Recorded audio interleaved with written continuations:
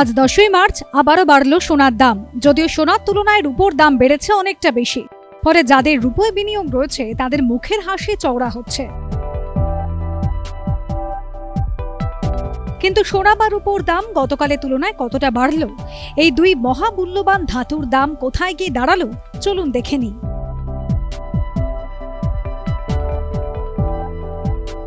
24 carat অর্থাৎ খাঁটি সোনার দাম আজ অর্থাৎ 10ই মার্চ প্রতি গ্রামে বেড়েছে 108 টাকা।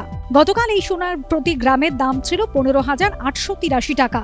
আজ সেই দাম বেড়ে দাঁড়িয়েছে 15,991 টাকায়। দাম বেড়েছে গয়না তৈরির 22 ক্যারেট সোনারও। এই সোনার দাম প্রতি গ্রামে বেড়েছে 100 টাকা করে। অর্থাৎ আপনি যদি আজ গয়না কিনতে যান তাহলে প্রতি 10 গ্রামের জন্য আপনাকে খরচ করতে হবে 1,51,900 টাকা। অন্যদিকে আপনি যদি আজ পুরনো গয়না বিক্রি করতে চান তাহলে গ্রাম প্রতি পাবেন 14,551 টাকা, যা গতকালের তুলনায় গ্রাম প্রতি 98 টাকা বেশি। 18 ক্যারেট সোনার দামও বেড়েছে।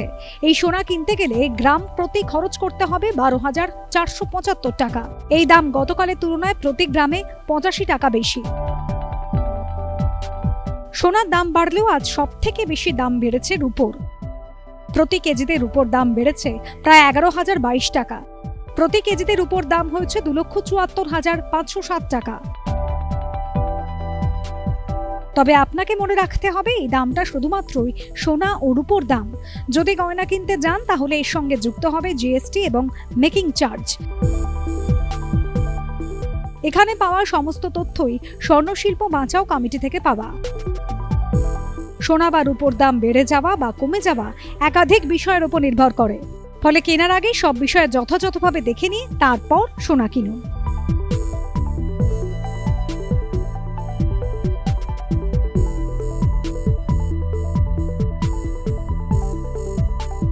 ABP live.